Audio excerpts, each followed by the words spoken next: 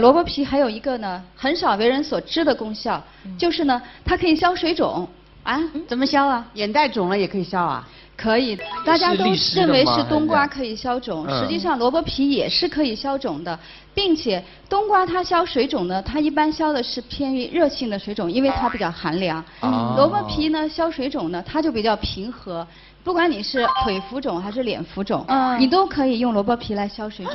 那我代替妈妈们问一句，如果要是妈妈怀孕了，就那时候水肿是最严重的，可不可以就吃萝卜皮？可以的，完全可以吃萝卜皮的，尤其是那个怀孕的那些孕妇啊，她的脚特别容易肿大，那鞋子都穿不进去。这个时候你就用萝卜皮炖汤来吃。假如是你用萝卜皮来消水肿呢，你就得单独的吃萝卜皮，因为萝卜肉是补水的。